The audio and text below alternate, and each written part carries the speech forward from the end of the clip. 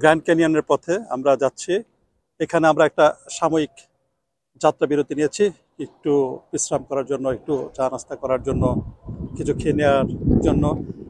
এখনও এখান থেকে প্রায় 95 মাইল দূরে গ্র্যান্ড ক্যানিয়ন, অর্থাৎ আমাদের 1 থেকে 1.5 ঘন্টার সময় আরও বেশি লাগবে।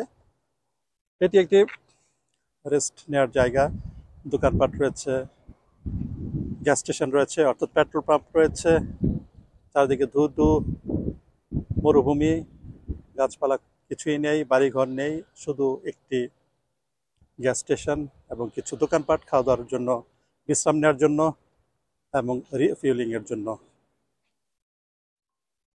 ভ্রমণের ফাঁকে খাওয়া দাওয়া।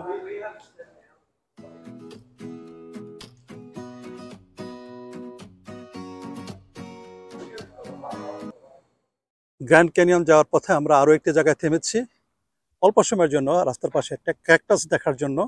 এখানে প্রচুর ক্যাকটাস দেখা যায়, মরু অঞ্চল যেহেতু, প্রচুর পরিমাণে বিভিন্ন রকমের বিভিন্ন বর্ণের ক্যাকটাস। তো আমরা কিছুক্ষণের জন্য থেমেছি, আমরা ক্যাকটাস দেখার জন্য অনেকে ছবি তুলছেন।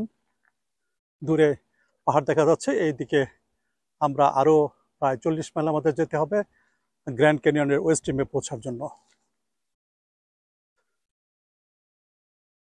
এখানে আশেপাশে বাড়িঘর তেমন নেই, একটু দূরে লোকালয় রয়েছে।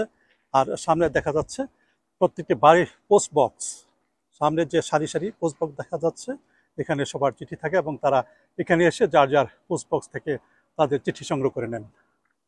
আমরা এই সামনে দিকে এগিয়ে যাব, আরও প্রায় 40-45 মিনিট ড্রাইভ করতে হবে, তারপর হয়তো আমরা গ্র্যান্ড ক্যানিয়নের ওয়েস্ট রিমে পৌঁছতে পারব।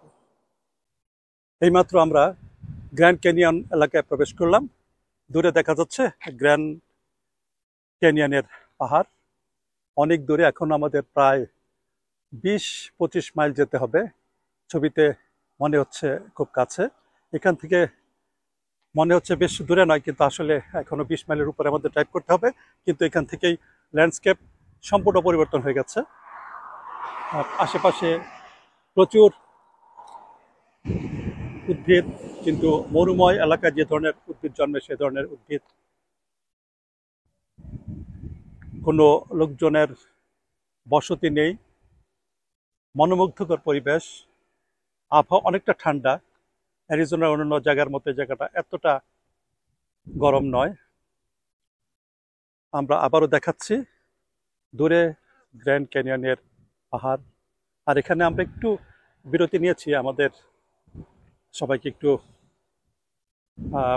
পানি নেওয়ার জন্য, পানির জন্য বা আশেপাশে ছবি তোলার জন্য। বেশ কিছু টুরিস্ট এখানে রয়েছেন,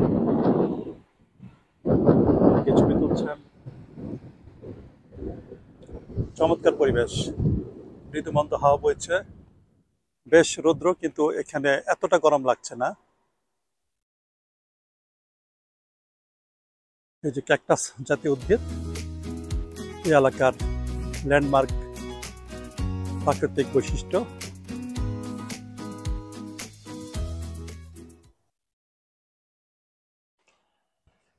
অবশ্য আমরা পৌঁছে গেছি গ্র্যান্ড ক্যানিয়নে। এটা হচ্ছে ওয়েস্ট রিম এবং অর্থাৎ পশ্চিম প্রান্ত গ্র্যান্ড ক্যানিয়নের। তো এখানে আসতে গেলে আমরা এখনো ক্যানিয়ন থেকে প্রায় 3.5 মাইল দূরে রয়েছি, কিন্তু এখানে আসতে গেলে এখানে এই পর্যন্তই নিজস্ব গাড়ি নিয়ে আসলে এখানেই থামতে হবে এবং এখান থেকে টিকিট কাটলে ওরা বাস দিয়ে ওখানে নিয়ে যাবে, কারণ ওখানে প্রাইভেট কার যাওয়ার কোনো সুযোগ নেই। এছাড়া কোনো ড্রোন বা কোনো আর্মস নেওয়ার সুযোগ নেই। অতএব আপনারা যারা এখানে আসবেন, আপনারা প্রায় 3.5 মাইল আগে এখানে থামতে হবে, গাড়ি পার্ক করতে হবে এবং সামনে থেকে টিকিট কেটে নিয়ে যেতে হবে। তারপর এখানে ওনাদের যে বাস আছে, এই বাসগুলি আমি দেখাচ্ছি, এই ধরনের বাসে করে টিকিট কাটার পর বাসে করে এখান থেকে আপনাদেরকে নিয়ে যাওয়া হবে। এবং প্রতিটি সাধারণ অ্যাডমিশনের জন্য $55 এই মুহূর্তে, টিকিটের মূল্য $55। এটা হচ্ছে জেনারেল অ্যাডমিশন। আর এছাড়া যদি বাড়তি কোনো রাইড নিতে চান তাহলে এক্সট্রা পে করতে হবে। এখানে হেলিকপ্টার রাইডিংয়ের ব্যবস্থা আছে এবং অন্যান্য আরও বিভিন্ন রকম জিপ লাইন এবং আরও অনেক রাইডের ব্যবস্থা রয়েছে।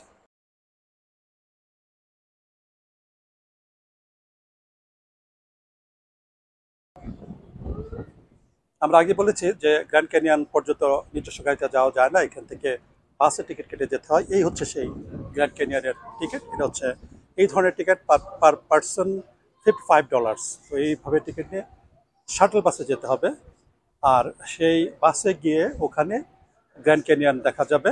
আর যারা নিজস্ব গাড়িতে আসবেন তাদের এখানেই থামতে হবে।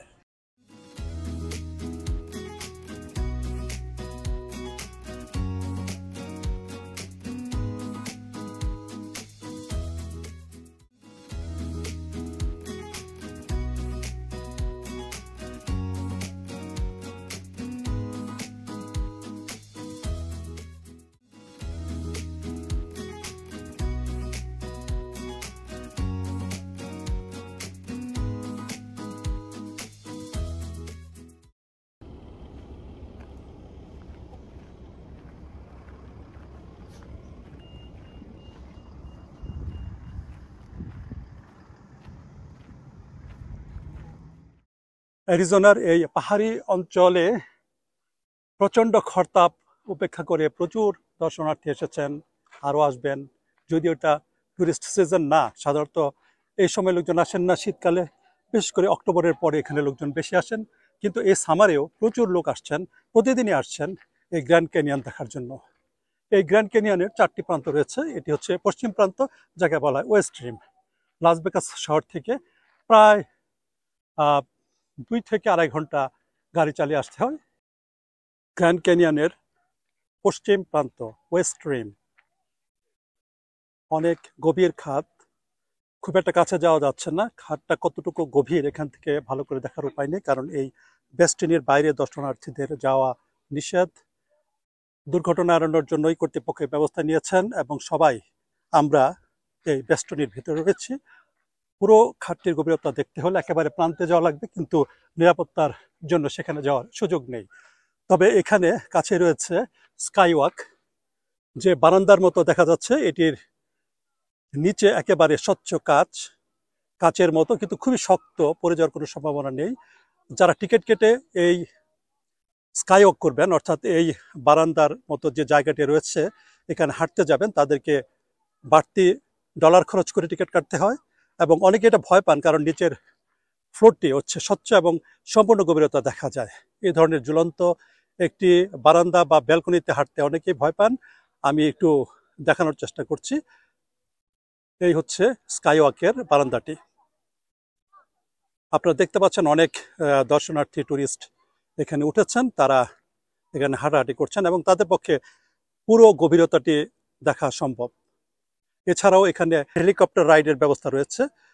এটা অবশ্য এক্সপেন্সিভ, প্রায় $400 কাছাকাছি, $350 উপরে। তো যারা টিকিট কাটেন তাদের এর অভ্যন্তরে যাওয়ার সুযোগ রয়েছে।